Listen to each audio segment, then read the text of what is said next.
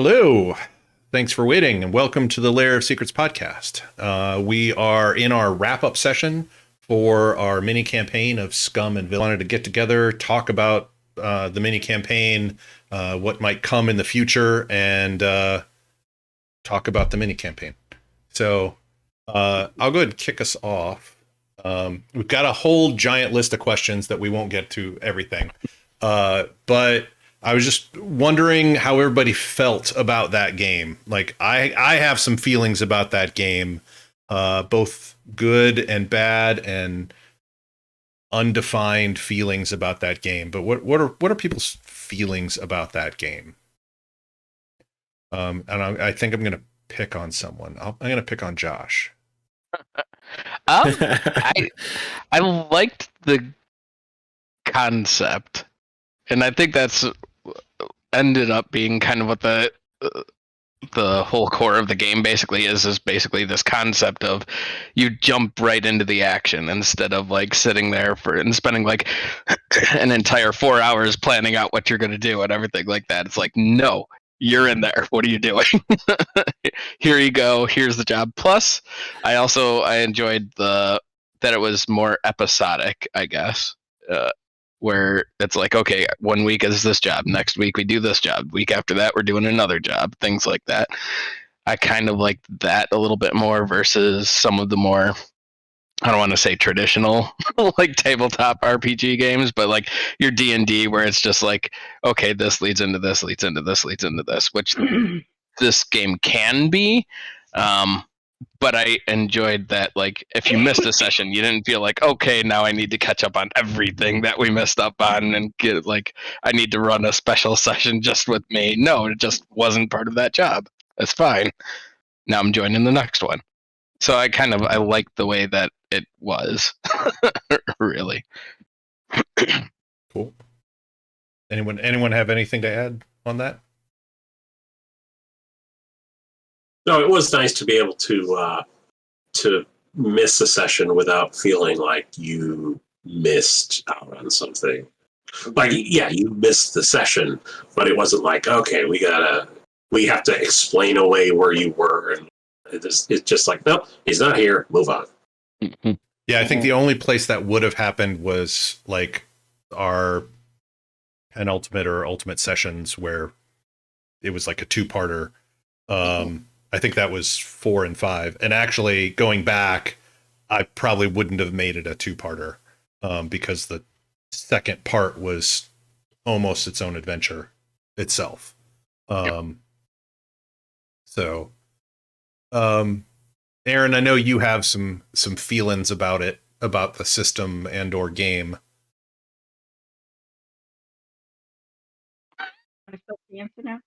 What?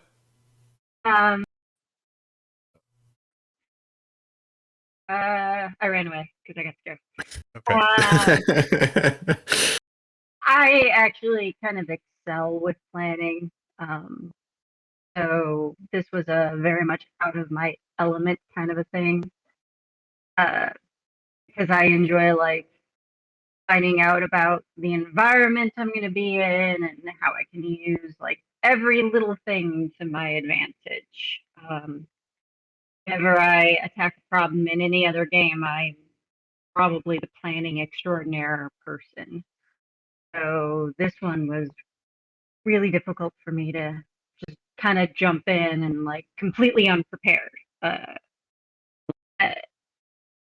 a former teacher, we lived a life of failing to plan is planning to fail. And so that's like deeply in my core right now of you can't go into a situation unplanned because you are completely unprepared. And that actually kind of creates anxiety for me. I am exactly the opposite of Aaron and really prefer flying by the seat of my pants and things like that. Well, for me, like in a role-playing game is the place where you can go and the consequences aren't as dire as, say, the classroom or the workplace and that kind of thing. So I loved the improvisational nature of the game and the fact that we're just riffing off of one another. I really came to love the flashback idea once we got the hang of it. we're going to explain silly stuff with this flashback or desperate stuff with this flashback. So it was I felt like, unlike other role-playing games I played, and I'm not casting aspersions, it just is what it is. This felt really energetic and organic, and I really loved that. I enjoy planning a heist, as much as anybody, but after about 15 minutes, my eyes start to roll back in my head, and I just want to go roll some dice and make something happen. So I really loved, again, the improvisational nature of it. Yeah, let me pivot that last bit of that question. Is like, this game system is designed around not, how do I even put this? This game system is not designed around combat. It explicitly is not designed around combat. And I know that most of us come from a D&D sort of background. How did that work for all of you guys? I know for me, it was really difficult when combat started, of like, how do I say you were hit? Or how do I say how much damage you got? And basically that is completely left up to us as the players and GM to handle ourselves, and to improv, basically. There's not any, like, how do I do a dance fight with Jaeger, Yeah, that was. Wait, I mispronounced it again. Dang it. Yeah, it's all right. No, it was an interesting, because, Jagger did get into quite a bit of the dust ups, that he, if there was a fight to be had, he was looking for it. And coming off a Dungeons and Dragons game where you're running, five characters against, maybe a dozen monsters. Sometimes it's a big werewolf battle, and it's very regimented, and it's, it's the rounds and the initiative, and what can I do in the space of one turn, right? Coming off of that, it really is kind of jarring to go into, what do you want the outcome of this to be? And then it's like, oh, you just took out 6 guys. And it would have been cool if I had been able to flex this muscle a little bit more, in order to provide some more dynamic descriptions of exactly what went on in that. And that's where I was actually looking at this before we started this, improv for role players. The preview for that from Evil Hat is coming out. Just looking at that. Nice. So anyway, I was just looking at that, and I was like, yeah, maybe I'll pick that up, because that looks like it might be the Improv for Gamers, it's called, by Karen 12s, and they're running like a Kickstarter style campaign right now on GameFound. But I was like, that would have been cool to be able to just kind of, because in D&D, you are very specific about what you're doing. You're swinging your sword, you're doing this, you're casting this spell, you're doing that thing, and it's around the table, and this happens, and then it comes around, and then the monsters do a whole bunch of stuff. But on the other hand, combat lasts an hour and a half, right? If it's a big thing, you could have a combat that just keeps going and going and going. And this allowed us to keep things moving and keep everybody else involved, especially when we had the group split up a little bit. And but it did seem like that was just a little too easy. Like, one roll of the dice and 4 combatants are off the table and no longer threats. And I think that was more my not quite understanding things as much. I think if we play this again, or play a game in this system again, that combats are going to be a little bit more involved, not crunchy, but like, what is the outcome of your next maneuver going to be, not what is the outcome of the whole battle? Because the outcome of the whole battle is I win. But the idea of, it's like, I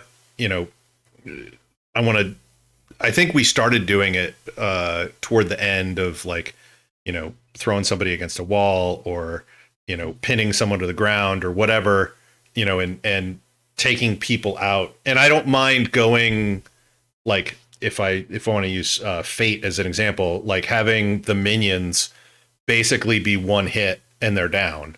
And if you get enough successes, you can take out multiple minions in a quote unquote hit, basically a die roll. You are throwing lots and lots of punches or shooting lots and lots of bullets, but you can take out lots of things at once. But, trying to get it so that as a GM, it's challenging and a risk for you to get into combat. That's something I think I agree felt a little missing. So I think it was interesting for me because we were running Scum and Villainy, and I think that we're running Scum and Villainy. My friends and I have been doing this kind of homebrew playtest of doing like a 5th edition version of Star Wars, and I have my GURPS lunchtime game. And the GURPS lunchtime game has a lot of heists. Star Wars has a lot of combat. We've been spending all of our playtesting like focusing on combat. There's a little bit of skill. I think we did one that was focused on skills, but even then there was still a fair amount of combat included. And then we had Scum and Villainy. And so the thing that I found myself wanting was like more of the Scum and Villainy. Like it's in some ways it's hard, right? Because I think, there isn't, like Chris was saying, there's not a prescribed answer to what skill in Scum and Villainy you should use. If you can come up with, a good way to use scrap versus scramble versus skulk versus sway, like to get, even just in a physical confrontation, you have options. But even beyond that, like it's not assumed that you're going to be in combat, like you were saying. Meanwhile, over in our Star Wars playtest, we were playtesting 3 different ways to run deflection with lightsabers to try and figure out which one best reflects the 5e mechanic and is loyal to 5e, and which still feels cinematically Star Wars. And I think if we had decided to do Star Wars for Scum and Villainy, that would have been a very different thing, right? Like you would have succeeded very well, and you deflected every shot, right? Because you succeeded very well. And if you had failed, it got through and you got like the Luke Skywalker blaster to the back of the hand. And there would be a complication. Mechanical hand doesn't work quite so well anymore, right? That was the harm. So it was interesting. Like my brain was just like, once my brain was starting to adjust to this, and I will say that there was a learning curve, and I think it took us all a while to kind of get our heads around shifting to that worldview. I was like, damn, how could I do this in 5e? But also, if we had done Star Wars, that would have been interesting. Yeah, I agree. I would like to have, like, there are things in this system that I would like to bring to other systems, like the flashback mechanic and such like that.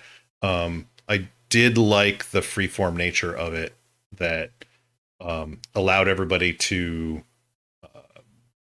kind of bring their own flavor to it and have their own narrative control over the world. Although we all needed to kind of get used to that, like especially at the beginning, like we were all kind of in a mindset of more traditional games where players don't necessarily have that control. And as we played and as we talked after playing, etc., like all of us kind of allowed for that grabbing of narrative control to happen more often, which I thought was really cool. Seemed like the possibilities were endless, and and I think that's the downside too. There is no planning time. It's just you're going into this. You have endless possibilities, and the only thing that's narrowing them down is your character themselves. Yeah. Yeah. Go ahead, Chris. Elmore Leonard once said something. He's a guy that wrote like the Raylan Gibbons stories and Be Cool and all that. And he said, someone asked him why he was such a good writer, and he said, those boring parts that you skip when you read? I just don't write those parts. And I think Scalzi just said something real similar in a blog post. But the point is, I feel like that's what this does. I mean, I was playing in this, and I'm playing in a D&D campaign at the same time. And, combat in a D&D campaign is just such a snooze fest because we've been playing it for so long. We just talk about dice rolls. It's not terribly cinematic unless you've got that kind of group. This Right. encourages that cinematic thing. And, Yes. you don't, the downtime thing, yeah, we had to dicker about downtime, but it wasn't, number one, we didn't do it on the feed.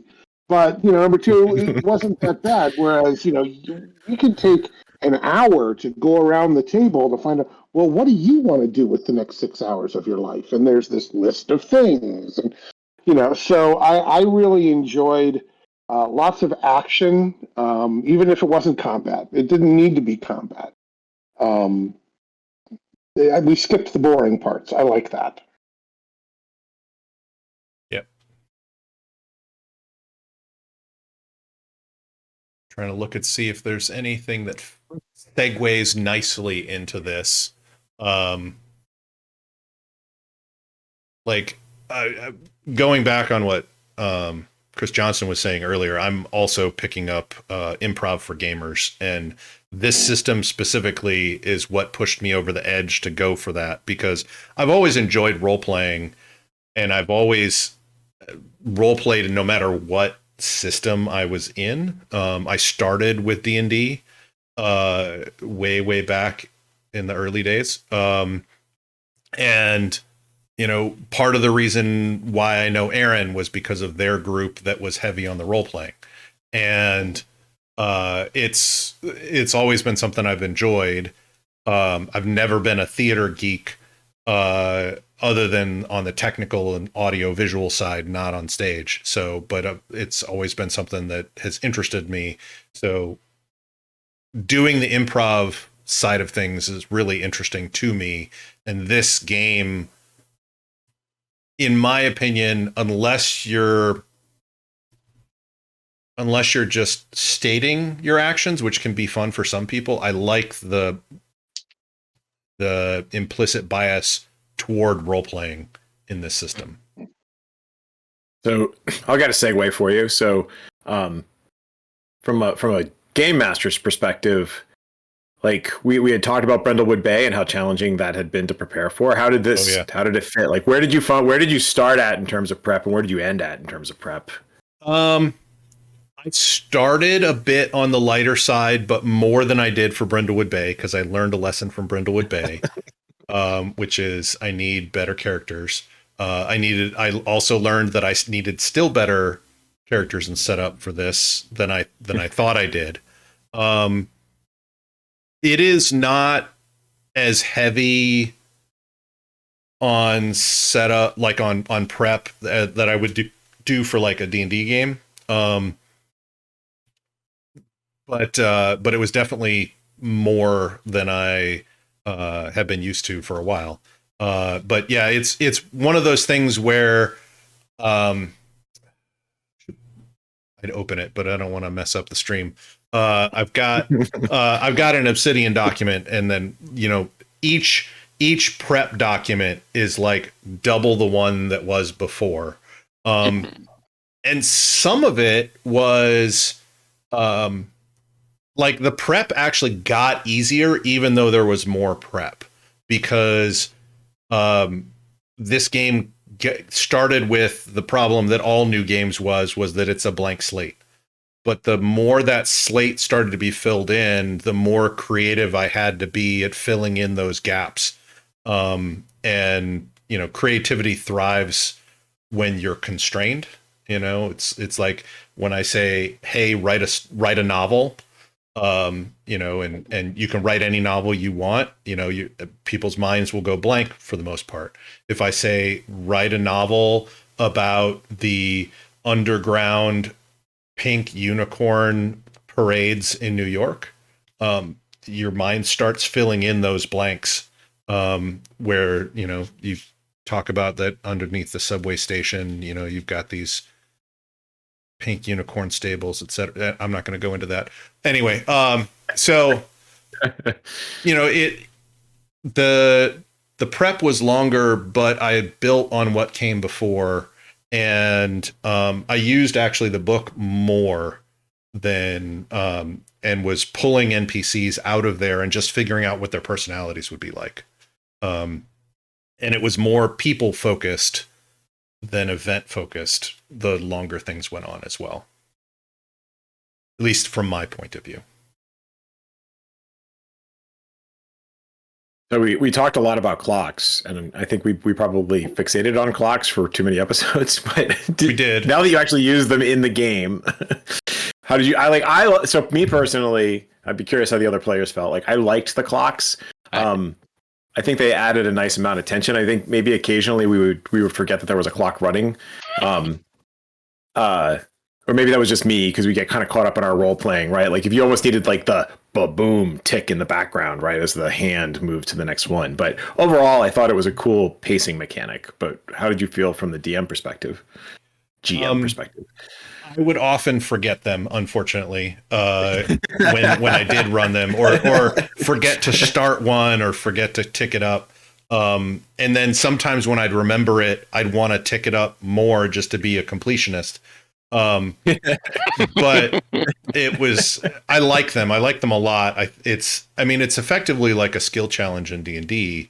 It's just you have a visual indicator that this is going to end. I also like the fact that there could be competing clocks. It's like, hey, you're running away from all these gangsters, and you're trying to get your ship. And so one clock is you've been caught, and the other clock is you've escaped, sort of thing. And having those two competing clocks was interesting because different events could tick them up or down differently as well. I also have a question for Aaron. We were talking about the flashbacks, and I'm curious. Did the flashbacks help with your desire for planning? Because what I found, like in our GURPS campaign, where we're often doing heists, which we're not very good at, I want to do the flashback. I want to rationalize why we didn't think of that thing, because we spent a lot of time planning. And then it'll be like, oh, damn, we're in it now, and I wish we could go back. And it's not that kind of game. It's very linear. And so for me, it kind of scratched that planning itch, but I'm curious, based on what you said before, what do you think? There's only like one other gaming instance I have outside of what we were doing on Thursdays, and on occasion I'm like, oh, I can't use a flashback here. Dang. So yeah, it became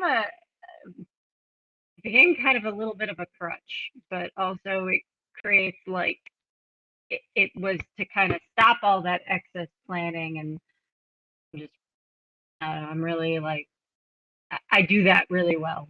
So I can kind of understand if you're not the type of gamer that does planning really well, and you're the Leroy Jenkins kind of gamer, why this would definitely be the game for you. Yeah. Or if maybe you don't have, 8 hours to spend on a Saturday night, 6 of which is planning. Yeah. Well, I'm totally stealing the clocks to get some of my gamers that get analysis paralysis pretty badly to get moving. It's I don't think it's a character flaw. I mean, I'm not trying to vilify anything. I mean, all these things have their place, and everybody's got their individual modes of doing things. But if you're trying to pace a story, unless you set aside that time for planning, and sometimes that's absolutely necessary, and people get a lot of enjoyment out of that. Mm-hmm. It's when things just kind of stop, and we're trying to. Do we go to the tavern or do we talk to the blacksmith? All right, we're going to start a clock now because it's that kind of planning that bogs I think when the table talk becomes meta, right, and it's not the characters who are having the conversation, and you're not like going out to the armory to like get some background and like doing the kind of like Law and Order investigation type stuff, right? Like where they're boom boom, you have a conversation, boom boom, you're on to the next thing, right? This is more like 5 people talking forever. And that's where I think it gets bogged down. Like I'm with Aaron. I love planning too. But I'm also with you. Like I've spent 6 hours on a Saturday just talking about what the plan was, and then we never actually did the plan. To me, and I think it's especially true with this game because the game is designed to be kind of a jump in and see where it all goes wrong, and then backfill the plan, right? You backfill, you use flashbacks, you say, well, I happen to have this thing. To me, especially with this game, the longer we spent trying to set it up, the more it felt like I was setting up an incredibly complex game like Gloomhaven, the physical board game. And it's like you spend 45 minutes and it's part of the game. It is part of the experience of playing the game, but you're not actually playing the game. You're popping shit out of cardboard sprues, and you're trying to find the right little map pieces to fit here, and you're trying to find the little door pieces that align correctly with the two. But that's not the fun bit of it. The fun bit of it is, okay, now everything is set up. Let's go in there, and so I found myself getting very impatient to, okay, just start it, and we could figure this out. And I think that's in the spirit of the way, but definitely in the spirit of the way Scum and Villainy and Blades in the Dark work. But I also understand where we're coming from, where we're not used to playing that way. And when it is heist time, you do want, but I want it to feel more Ocean's 11, where you as the audience, you as the players, don't know everything that goes in to the heist when the heist starts. You see the scene, you see the vault, you see the thing, and it's only afterward that you find out, oh, they had a duplicate vault made. And I kind of wanted, I was waiting for that feel, for that sort of thing. I'm sorry, yeah, spoilers for Ocean's 11 again. I was waiting for that kind of a moment where it was that kind of a jaw-droppingly big, like, holy crap, they did this huge thing ahead of time, but nobody talked about it. It was just like, but here it is, and it's super cool. Yep. So, since we've been talking about how different this game is from like D&D, how did I'll start with Ken, but how did your play change over the course of this game? I think I leaned into it more. I think with as with any game, I think everybody has their niches, and so I think as the pilot, it was hard. If it wasn't going to be an episode that didn't have a lot of piloting, sometimes it felt like I'm not quite sure what I'd be doing.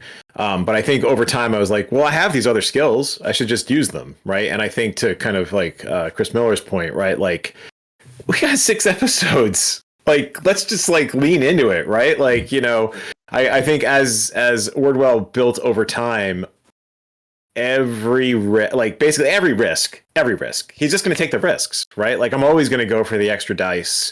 I'm always going to go for the devil's bargain, because as I got to know the character better, and also knowing like this is a limited engagement, right? If he goes out in a blaze of glory, that's okay because that's his character. I think over time, I leaned into it, and I really like just started, why take it to 10 when you can take it to 11, right? Like, that's Ordwell's, that was Ordwell's track. How about you, Josh? Yeah, I mean, I think the play changed as we got more into, like, as we got deeper and more acclimated to the style. Yeah, definitely play changed, because I started off thinking Twitch is going to be this in the van hacker guy that's just not going to be like the center of attention. He's just going to sit there and just kind of give the, okay, guys, all clear, open up the door and stuff like that. And he turned into this, basically he went from being what I had thought was going to be like this hacker mechanic type of guy into kind of a mysticky feel to Stoner him. Jedi. Stoner Jedi, yes.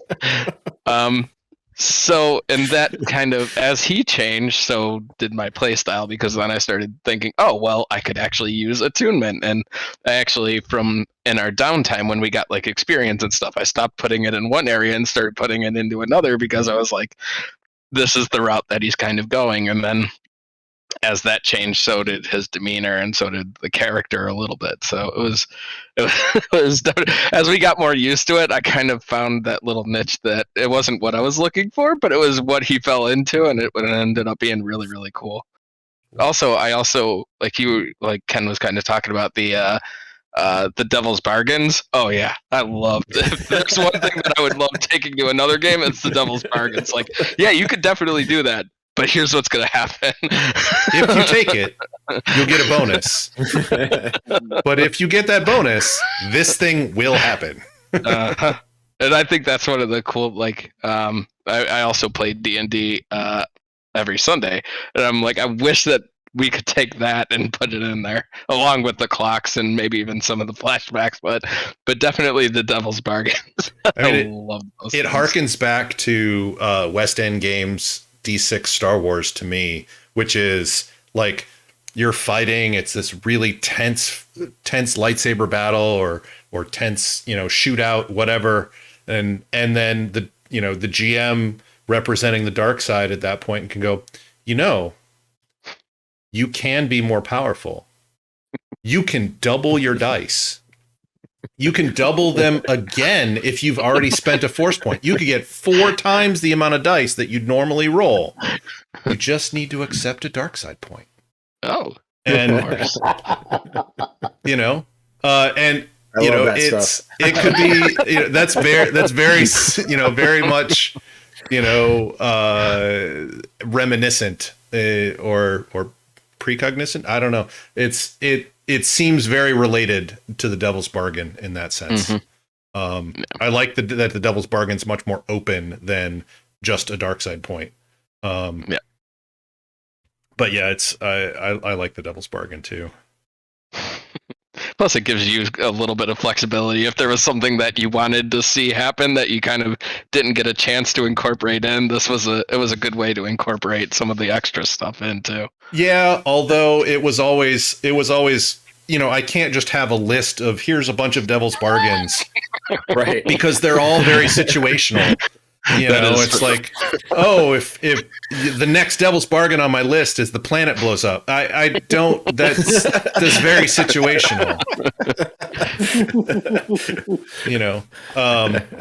Aaron, how about you? How did your play style change, and how did it change, if it changed? I ended up in more face situations than I thought I would. Kind of played. I was sort of aiming for more of a face first and talk later, and I ended up with the talk first and face later. I expected to be punching a lot more things than I did. Was that because of the way the role playing and such went? Oh, we lost Aaron. Oh no. Wrong button. Here she comes. I think she was aiming for the mute button. Spontaneously ascended. Yeah. I don't know what happened. I'll go back to my last thought, which I thought I was more punch first and talk later, and then I ended up with talk first and punch later. I think it's because combat seemed more dangerous than I thought it would be. Okay, so it's more system related rather than like how the role playing side of the things in the. Yeah, because combat seemed harder and more. It seemed like something that should be avoided more to me. I think the system's written like that in a lot of ways. So because of that, I went back to a lot of my face skills, which I normally play face characters. So, and when we were all making characters, we were all like, "I want the face character." No, I want the face character. We all kind of like wanted the face character. So I specifically went to I will be the most ornery individual who just punches things rather than talks to them, and now I'm talking to them. I tried to include the ornery aspect and the awkwardness of why I chose her name to be Karma, because she was very much just a punch first and talk to it later. Put it Gotcha. out after I punched it and knocked it out. Mr. Miller, how about you? I think it changed as I came to understand the character more. James Watson started off as much more of a more like a Simon Tan style character, and began to get darker and more amoral as we went on. I would say that's accurate. It was more fun to play him almost like a doctor who didn't really take his Hippocratic oath all that seriously. It's more of a guideline. Yeah. I mean, so I think, but that understanding came with learning how to play the system better. Playing the Stitch, I wasn't quite sure what I was going to be doing in this game, because to me, space heists usually involve a lot of combat. And, I was not built for combat. I was going to be the guy patching people up. But I think I split a little bit of the face duty with Aaron there, at least once, I remember, just because I had a lab coat on hand. And that was the kind of thing that it kind of harkened back to, Kirk asking Bones to do things, and Bones going off and doing them. Not necessarily a doctor, but. And I think just to interrupt you for real quick, I think for me, like when you started leaning into and I think we all just fed it to you, but like I'm not a doctor, I'm a doctor, not a, like, I think we got a lot of mileage out of that, maybe too much mileage out of it, but I loved it. It was fun, and it was fun to try to find reasons for, and that's why, the character begins to develop. I'm sad to leave him behind because he was just starting to get interesting. But yeah, I mean, it was definitely, once I began to understand the system a little bit better, the character made different decisions because I understood what was available to me better. Yeah. I think if we ever go back to this setting, that he is going to be one of the antagonists for the characters, probably. I mean, unless he grows a conscience. I mean, he is working. It's in that right over there. Right. Coming along nicely. Yeah. But unless he implants it again, Exactly. it's not going to really inform his actions.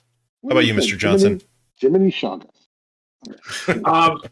I think one thing, not necessarily related to the character itself, but to the system and the kind of the vibe we were going for, is that the more we played, the less I was worried about what was on the character sheet in terms of the numbers. It was really only important when I need to keep track of the stress. That's kind of it. And I really liked the freedom of, I have some equipment. We don't have to tell you what it is, but I've got some.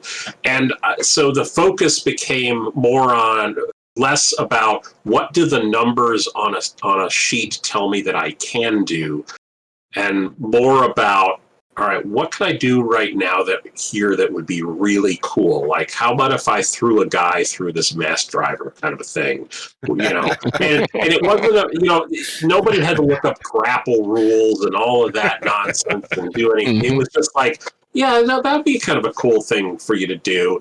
And the character of Jagger, my issue with the character, and it more is an issue with myself, is that I don't know that I ever really nailed down what his personality was from one session to another, and I attribute that to him loading different templates as time goes on and just trying them out to see which ones he liked.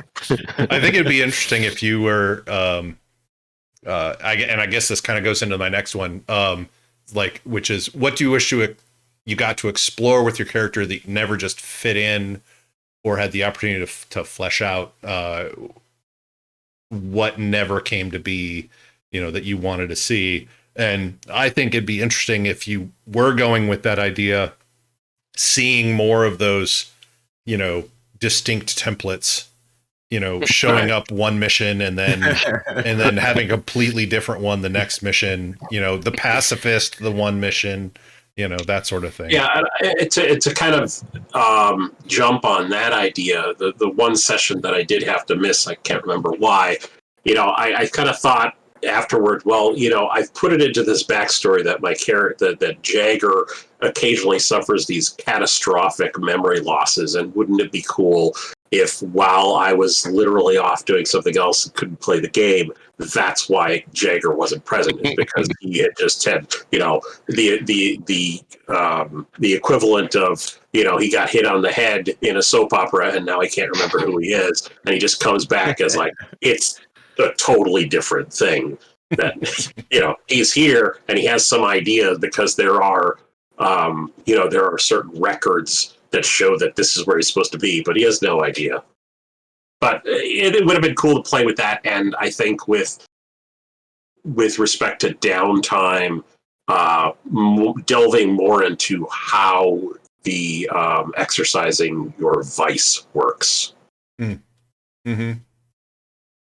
Because, quite frankly, by the end of each session, we were kind of like, okay, looking at the watches, wrapping it up, and trying to get the downtime over with, rather than really making that a potentially meaty part of it, where I know that each individual character has this potentially interesting vice and some cool ways to explore it, but we were kind of pushing that off to this is in between stuff. Yeah, no, I've read a couple of instances, like Rob Donahue has talked about his experience with Blades in the Dark, how their downtime directly leads to the next adventure because one of their guys got in trouble and the person that they got in, they got bailed out by this other group and now they owe that group a favor. And so that's what led directly into their next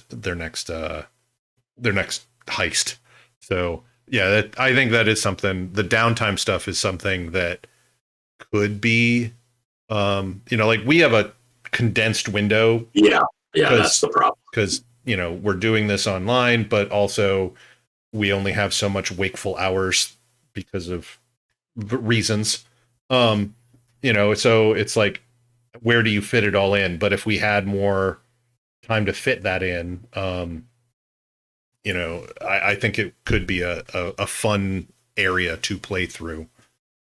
There's some parts of it of like, I'm just going to burn off some stress with my vice. And if you succeed, then great, you can role play a little bit about it. And most of the time, I think it would just be the straight rolls. But then if you end up blowing it in some way, that's where that meat of good story could happen. Anyone else want to chime in with if there was anything they wanted to explore with their character? I think background was kind of a thing.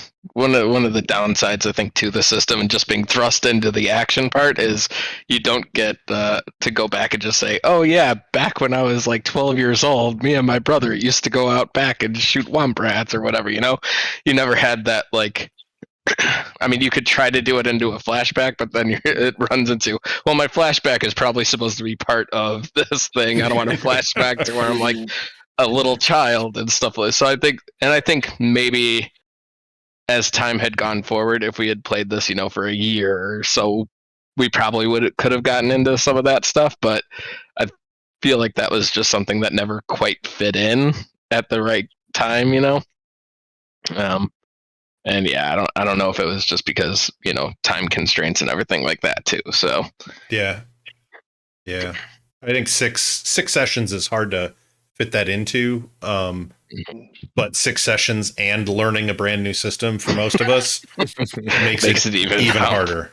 But yeah, I agree that I think pulling up people's backgrounds and such would have been pretty cool as a role-playing ad. Yeah, I think that was another way to get experience too, right? Probably. Yeah. Yeah, it was like mention your background, hold to your ideals, what have you. I struggled. Yeah. I struggled to do that because I found I didn't know my background well enough, and so I guess that's one of the things I tried to nail down over time. And I think I retconned his background several times. I think he ended up as like a noble or something, like who is disenfranchised. But to your point, like we didn't have that episode where we go back to Ordwell's homeworld where he's the never do well,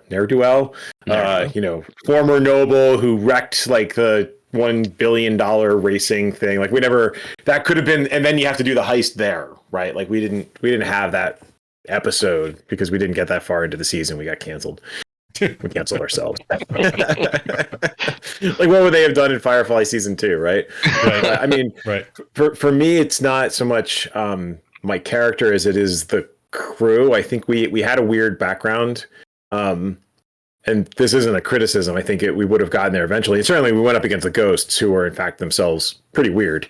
And I think we had fun with that weirdness, but like we weren't really going into like lost areas of we weren't doing like the Star-Lord, right? Like going for the MacGuffin to like dealing with the weird mysteries of the way. Like, I mean, we certainly manipulated it and came up with some interesting devices, but I don't know that we hewed as close to the strange. I don't know that the ship and our crew really got into the strange as much. I think we got pulled into it, but it wasn't the thrust. And I don't know that it's a bad thing, but I think it could have been a thing we could have developed over time.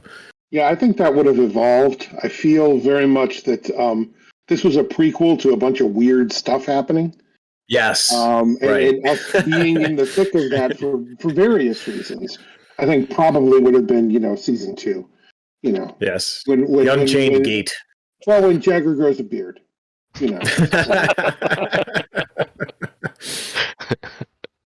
mean, he could become a Junkion and all sorts of magnets, fridge magnets. No, he actually just acquired a beard. He just showed up with a beard, and we're like, "Where'd you get the beard?" It's just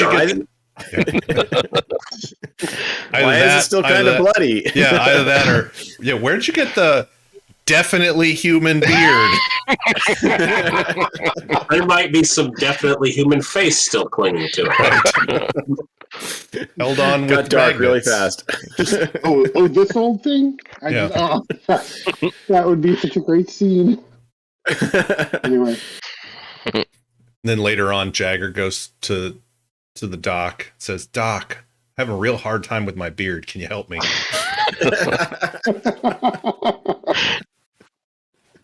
Oh man. So, anybody else have want to put forward where they thought their character would be? No. How about what would you want in? I'll wrap it up with this. What would you want in future games that we would play? And could be Scum and Villainy, could be outside of Scum and Villainy, but like what sort of games and style of play are you guys most interested in? Could be an old favorite, could be something new. You mean that's a big, broad question. It is a huge, broad question. I'm trying to figure out where to go with that. I know what pieces of this game I'm going to steal and try to insert into other gaming systems that I run. I do this all the time. I stole Sanity from Call of Cthulhu, and we use it in D&D. Mm-hmm. But there, really the idea of the Devil's Bargain, the clocks. As primarily a GM, I play sometimes, but I primarily GM. Finding places to use these tools when appropriate, I think it's going to be a lot of fun. And I would love to run either this or Blades in the Dark as a TV series, you do like a BBC series. You've got 6 episodes, and then you take a break and you come back for another 6 episodes. That actually reminds me. Go ahead. Sorry. I was just going to blather, but that's that's essentially it. It reminds me of a game that we ran, that I ran for the Game Master show, and Aaron was part of it. Was called Primetime Adventures, and I would love to mash Primetime Adventures up with Blades in the Dark or Forged in the Dark game, because the tagline for Primetime Adventures is the best TV show you've never seen. And there's a producer who produces the show, but everybody calls for their own scenes. At the beginning, you set how long the season is going to be. So if it's a 6-episode season, everybody has talked about their characters. It's a group character sort of creation. It's mostly a role-playing sort of thing. It's not really stats driven, as far as I remember. It's been a while. But everybody writes on a piece of paper a 1, 2, or 3. And a 1 means you are the focus of that episode. And a 3 means you're basically a background character in that episode. And a 2 is kind of like a supporting cast. And you get like 1, 1 and a couple, basically depending upon the number of episodes, you get so many 1s, so many 2s, and so many 3s, and you have to distribute them. And then you give them to the producer, find out if there's any conflicts or anything like that. And then, but that sets the season. So if Aaron says episode 1 is a 1 for her, she is the focus for that episode and the main character in that episode. No matter how much, this weird side plot thing over here is going on, it's like, if we're going to use a Seinfeld reference, it's like Kramer busting in the door is like a side plot to the main plot. You can still laugh at Kramer busting through the door and asking if you've got emergency yogurt, but then almost immediately it shifts back to Erin's character and her actual main plot line. And that, and as you're playing, every person in the game, if you say something funny and a table busts up, or you say something clever or have a cool scene or whatever, everybody has a certain amount of fan mail that they can give to other players that's used as basically a currency in the game, so that they can do extra special things. And so some of the mechanic, I wouldn't take everything, but some of the mechanics from that, and then some of the mechanics from the Forged in the Dark smashed together, I think would make a pretty interesting mashup. Chris and I actually completely failed to play Primetime Adventures many years ago. We didn't get into any of the 1s and the 2s and the 3s because we got completely hung up on trying to build the world in which the TV show took place and got just 100% sidetracked with that and never went anywhere with it. Yeah. I understand you and Chris also failed to play Fate by just creating characters. We failed a lot of things. Oh God, what we do. We were the it's really what we do. We did. We failed many things. I totally understand that with like the early Spirit of the Century Fate level of Fate was just like, you could spend an entire session creating characters and you were like, that is the best game session ever, but you actually technically haven't played. Right. What it really came down to is that Chris and I really like making stuff up. Yeah. Yeah. Not finishing stuff, but starting. Yeah, finishing's overrated. I think if I remember the original question, I don't remember the original question. What do you want to have in future games? Okay. So if it were me, I would take, and this is, everybody does this, like, just yank aspects of the Scum and Villainy that I like and maybe try to combine it with something like Cypher. And then, and I'm going to be in the minority here, I would take a big pair of scissors and cut out all the mystic stuff. Just leave it and make it pure sci-fi. I don't want Force, I don't want the Way, I don't want clerics, I don't want monks, I just want pure sci-fi. something along the lines like a Becky Chambers Wayfarers, although there's a little bit of mysticism in the edges of that with their navigators, I think, but it's also more of a viral parasitic thing. Anyway, or maybe Jesse Quack's Bellari system, which is more like it's more like The Sopranos in space with a little less swearing.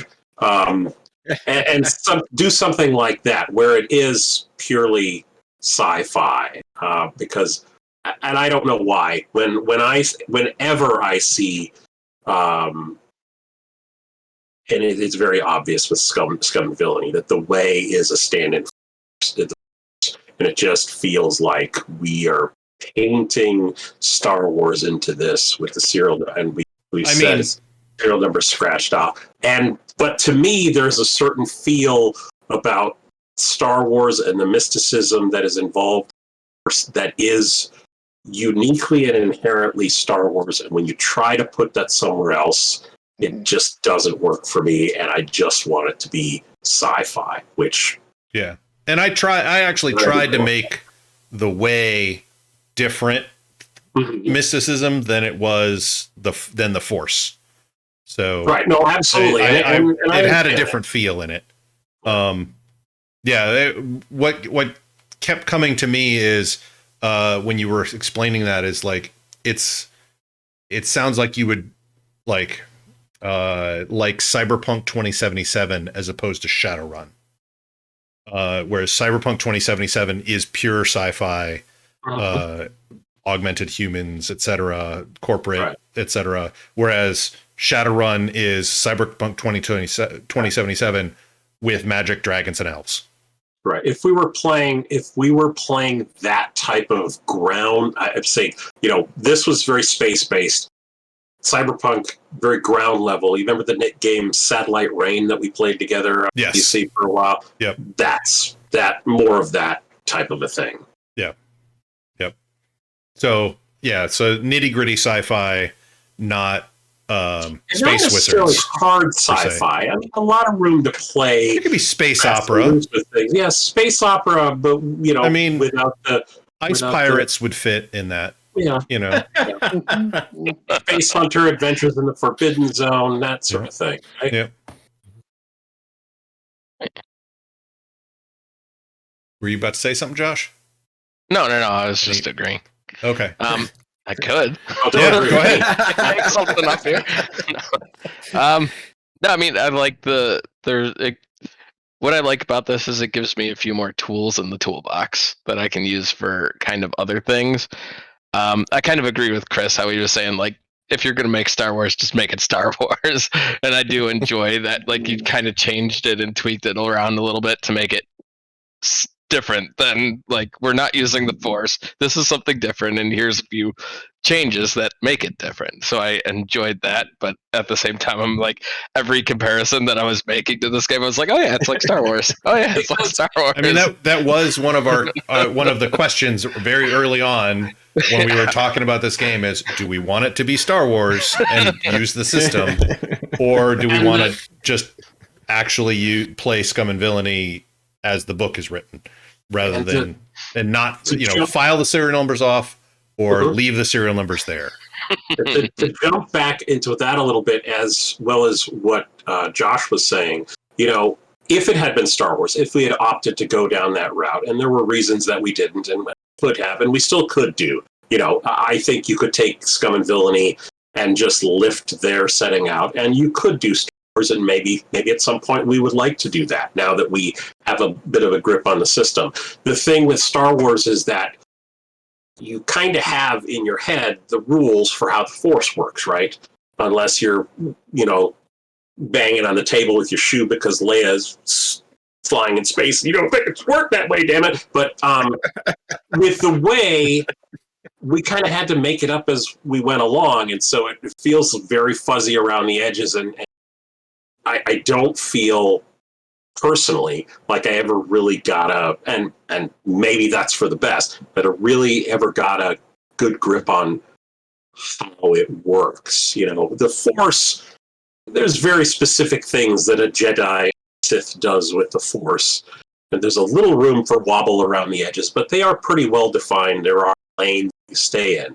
And with the way, it's just so very open that it's like this catch-all for weird, right? Mhm. And not that there's anything wrong with that, but it does feel like I never really wrap my head around.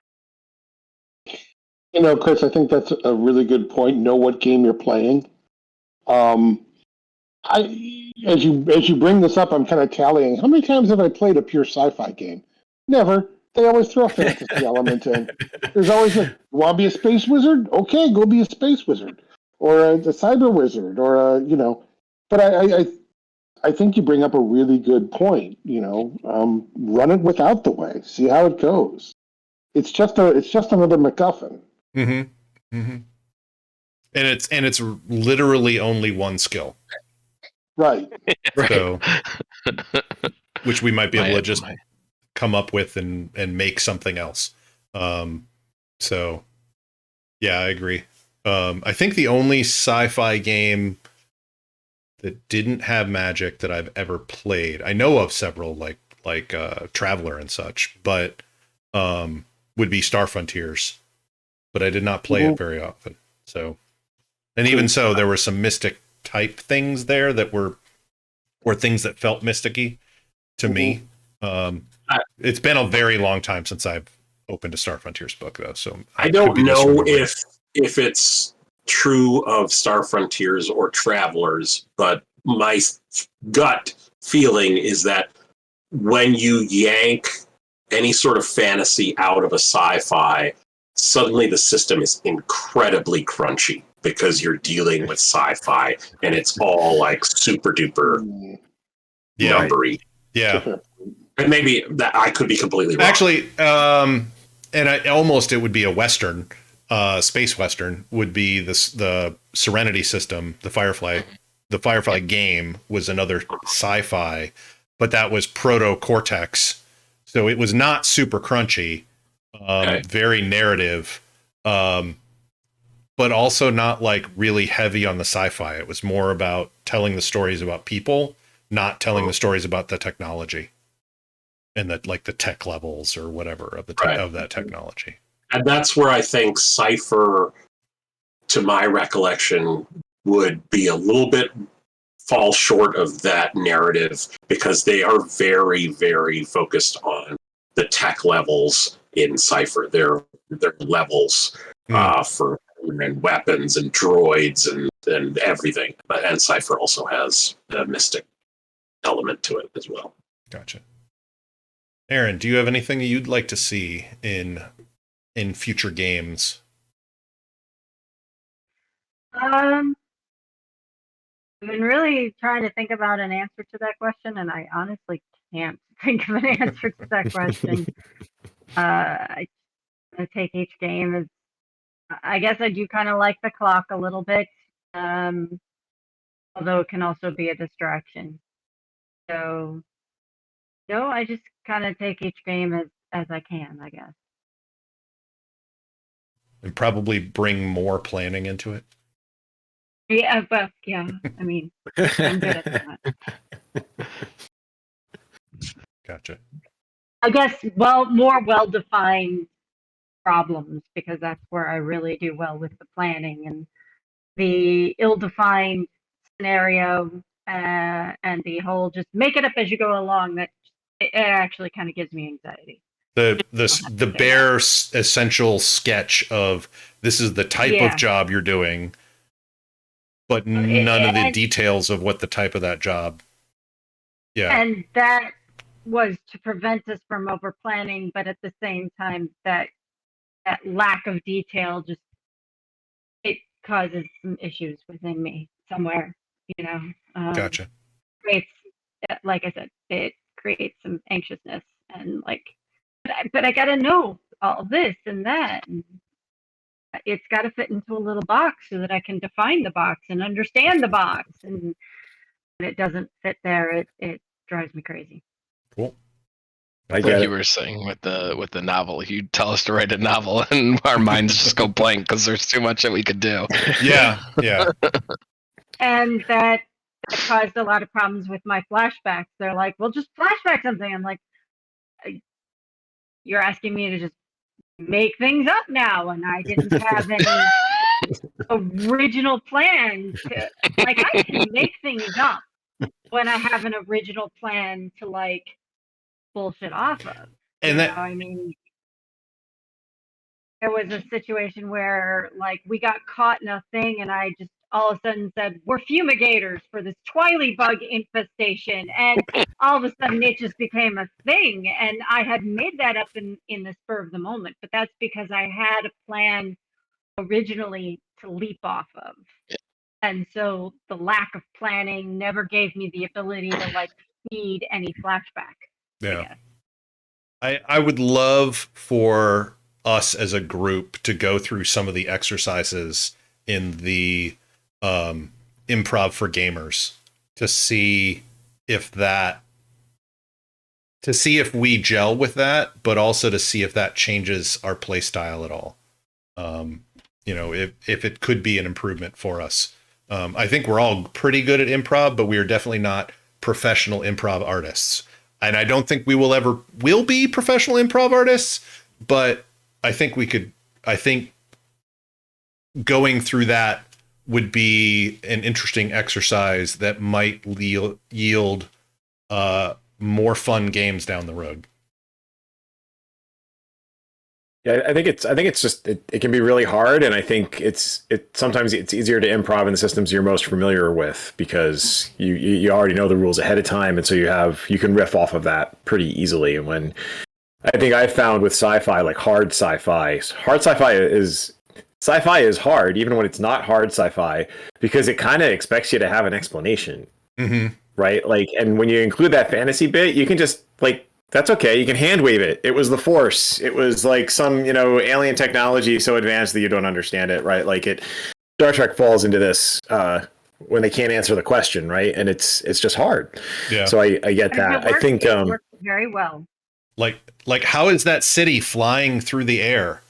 It's it's magic. What are you talking about? It just is. It's fine. You don't have to explain all the spells and all the weird stuff that went into making that city fly or how many millions of people it would take to craft all those spells. Whereas if you had that same thing in a sci-fi setting, you could and like go down and do all of that stuff. I think one of the things that you could do, and Ken mentioned Star Trek, and we've talked about how this is episodic. I've been watching The Next Generation with my son, and he is on the middle of 5. And the thing about Star Trek, and the original series did this too, is there was always something, not necessarily episode to episode, but there's always something where they introduce this very cool thing that happens only in that one episode, and you never hear from it again. And you either lean into that and just say, yeah, that worked there. But it's not here now. We're not there. This is not then. We're in this situation, and you don't have that thing. Yeah. You could take that approach to it and just kind of lean into it and admit that your continuity is not going to be strict and perfect from episode to episode. I mean, I know for a fact that there was a continuity error in our last episode. I don't know what you're talking about, man. Everybody knows that there are whole starships filled with crews of lizards because they hit warp 10. Like, it's canon, and I'll fight you on it. Absolutely right. Yeah.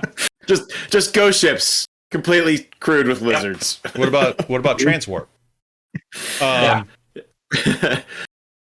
Well, we're just going to beam you from one planet to a ship that's in warp speed. Yep, sure, we can do that.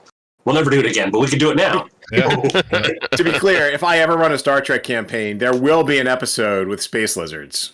What I do think is funny about Star Trek is sometimes those one-offs that never, quote unquote, never happen again. They never happen again in that series, but then Right. writers will come along and Yeah, pluck them that's out. very true. Yeah. And suddenly we have Star Trek 4 where they go back in time and save whales, you know. Or in Picard, they're doing this all over the place in Picard. Are they? Where they're pulling names out that you haven't heard in a long time. And, you know, you need a concordance to look everything up because everything means something. Nice. And I know that the Star Trek movies that came out most recently, in the first one, like Spock, alternate or original universe Spock, tells Scotty he can beam somebody onto a moving starship from a planet. And he's like, you're right. How did you get that equation? It's like, well, you made it because it was in that episode. And then he beams them on board a moving starship. Yeah. So anyway, I think we're about done here. I think some of us are flagging, some of us are questioned out, etc. So thanks for joining us. In 2 weeks, if you're watching this right now, when it is being recorded, we'll probably be playing Honey Heist. And that's the plan. And see how that goes. If you're not, then it might be in your feed already. But please come on over, see us twitch.tv/Layer of Secrets, our website, layerofsecrets.com. We're at Layer of Secrets on Twitter. And, subscribe to the podcast, follow us on Twitch, etc. Tell us friend, tell your mom, tell your dad, tell your kids, etc. We need all the followers we can get. So anyway, give us feedback. We love it. And you get to hear your name because we'll shout your name out unless you tell us not to. All right. Hit that. Which way would be the like and subscribe buttons? It'd be Right there, probably right down here somewhere. Somewhere over there in here. Yeah, we are on YouTube as well. Look us up, Layer of Secrets channel on YouTube. We don't have a custom URL yet, but we'll get there eventually if enough of you follow us. So anyway, have a good night, everybody.